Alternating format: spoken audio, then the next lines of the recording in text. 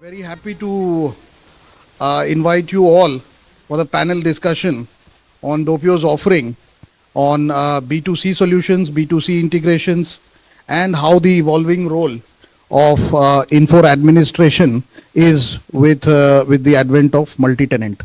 We have a very expert group of panelists with us who've been in this space for more than 25 years collective between them. And we want to understand from them that what kind of expertise Doppio has in these spaces. Um, Let me start by introducing our distinguished panelists. On my right is Umesh, Principal Consultant, Infrastructure Technologies at Doppio Group. Uh, After him is Akhil, Associate Director, B2C Integrations at Doppio Group. And then I have Sindhura, who is a Senior Consultant, B2C and Scripting Technologies at Doppio Group. So please extend a warm welcome to all these participants. So to kick off things, Akhil, what do you see, trends in B2C integrations, and what kind of challenges our clients face in the B2C integration space? So B2C, this e-commerce integration, it's a really interesting space. According to Statista, the e-commerce sales, the online sales are expected to grow to $6.38 trillion by 2024. And we see that the interest of online shoppers is increasing every day.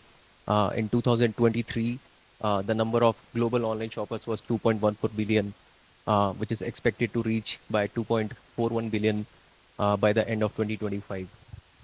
And then, according to a survey by Visa, 82% of the businesses in US believe that in order to stay competitive, they have to have their online store, online presence. So, and the good thing is that unlike in the past, where to have an e-commerce presence, we needed a lot of coding.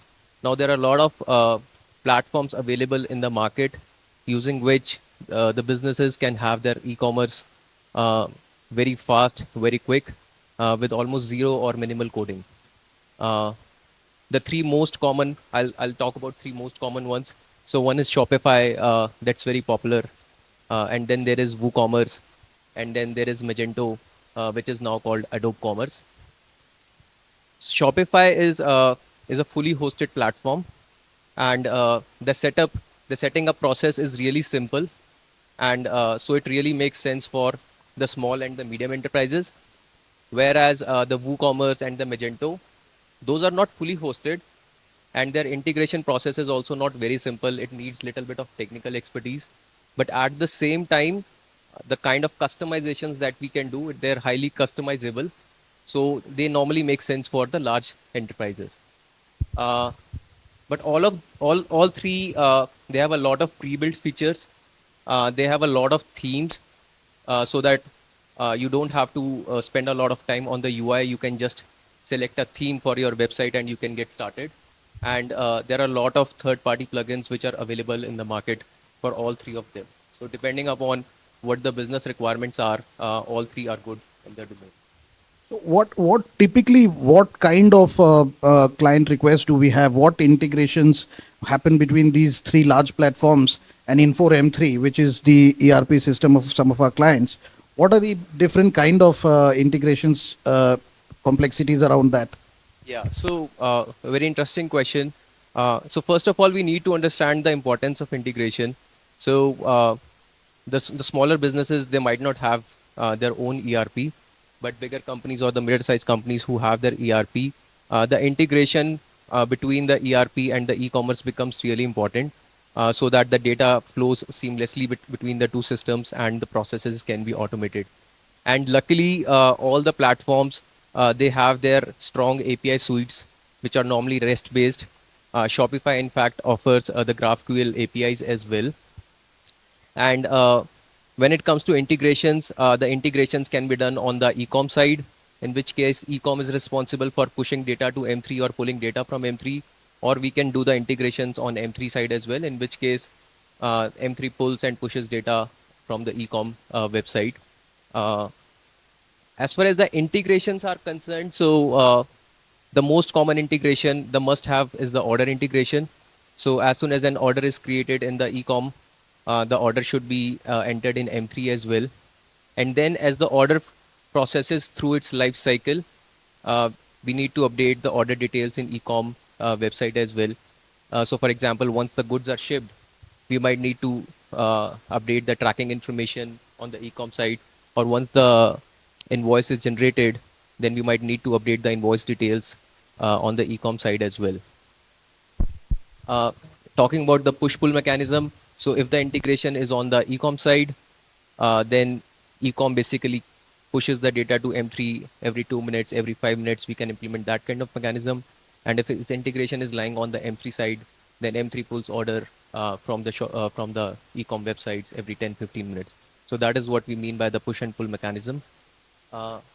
Coming to the product data, so the basic product data integration, it might not make sense for every businesses, especially for those businesses where new products are not launched very often. But for example, when it comes to the fashion industry, the basic product data is really needed because thousands of new SKUs are introduced every season. Price integration is definitely needed uh, to keep the prices updated in the real time. And here there are two possibilities. If it is for B2C, then normally we just have one price list, the generic price list. But when it comes to B2B integration, so in that case, we might have some customer specific price list as well. So we have to make sure that we are syncing both the generic price list as well as the customer specific price list. And then inventory integration is most of the times is needed. Although for one of the implementation, we have seen that the requirement was since it was for the B2B, so they didn't want to maintain the inventory levels on the e-com side. Can you talk a little bit around the complexity around inventory, because inventory is often difficult in our clients because some of them own their inventory, some of the inventory is owned by third party. What status to send to your e-commerce store? Are these some of the questions that our clients are talking to you about? Yeah, so most of the times, so one complexity when it comes to inventory is that we have to take care of, for example, we might have the website for the multiple countries, right? So we have to make sure that we are pulling the inventory from the right warehouses. Most of the times we show the allocatable net inventory, which we pull from MMS 200mi API, and then for one of the company we had the request that if the current allocatable inventory is not available, we also wanted to show that when we can expect the next inventory, when is the next availability. So we used the MMS 080, the supply program, to know that what are the planned POs. Yeah. The parts are in shortage. Sometimes the parts are in the supplies are there's the supply chain is dependent upon Yep. the rental company itself, Yeah. the downstream. Yeah. So we had to know that what are the current POs and MOs in the system, and when we can, and based on what are the current COs in the system, we calculate that when is the next time the inventory is available. And then if let's say there are no current POs or MOs in the system, then we use MMS 002 to know that based off the supply lead time, we calculate that when the inventory would be next available. Thank you, Akhil. A very detailed, comprehensive. You put the landscape of Doppio's e-commerce integration in a very exhaustive way, I would say. One of the most elegant offerings is around credit card integrations. Now, credit card integrations world is quite complex. We understand that there are lots of integrations and lots of nuances. Can you talk some of the complexities that our clients face in the credit card integration space? Yes. Good morning, everyone. So credit card integrations are needed by most of our customers and clients. And when it comes to enabling credit card payments, first they would have to choose what payment gateway they need to use as per their business requirements. And mostly all of the payment gateways provide the API suites needed, mostly test-based, like Akhil mentioned, and that actually speeds up the process of integration. And even though there are variety of payment gateways, the transactions among them are mostly the same, and it is what the main basis of the integrations would be. And we have the 5 different types of transactions over there that mostly customers ask for us, and we help them to integrate. First, we have the sale transaction, which is nothing but requesting the initiation of funds transfer from the customer's card to the merchant's bank account. And we commonly see it when we go into any store, physically we get the goods and we pay by card, we swipe it. In the back end, it's the sale transaction that happens. So it's commonly used everywhere. We help customers to implement that. Then we have authorization, which is the primary transaction that happens. It is nothing but reserving of the funds for the orders, which we later use for the capture. So the next one is the capture. Authorization also confirms the user's ability to pay for the order, whether they can pay or not. Then we have the capture, which is the actual reserving of funds. Then we have tokenization. So tokenization is an important concept because every one of us, when we go on an online platform and we try to buy something, we see the option, save, you want to save the card or not. So in the backend, it's actually the tokenization that enables this process. We save tokens, and for future transactions, we use those tokens if the customer chooses to save the card. Next, we have refunds. Of course, all of us know refunds. We buy stuff and then we cancel the order. We get the amount back to us. That's very commonly used, but not so popularly asked by customers to implement. But we have done work in helping them because there are 2 types of refunds, which users won't know, but in the backend there are refunds by reference and refunds using a card. Refunds to a reference is nothing but we refund to a previously done capture or sale transaction referring to it. Then we have refund to a card. Of course, we get refund done to directly to the customer's card. So these are the basic transactions that we help the customers to implement. And yeah, that's the basic flow. Then if we have to talk about how we help them integrate in M3, then we have basic steps we follow. Firstly, as we talked, payment gateways are the first steps. We have to register their APIs in our Ion API suite in order to use them in our integrations.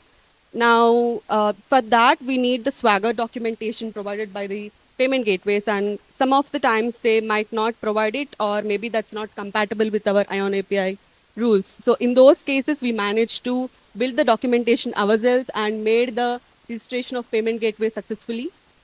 Then we have the order entry, where we provide a UI or an application for the users to enter the card details, and we implement it using H5 SDK or web applications along with H5 scripting.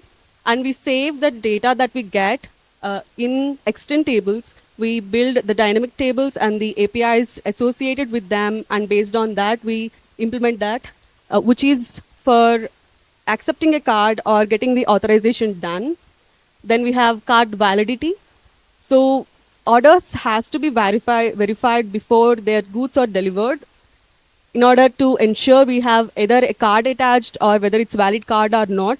That we implement using MEC maps and also IonDesk components like data flows, workflows, etc. Then we have the capture process, which is the actual funds transfer.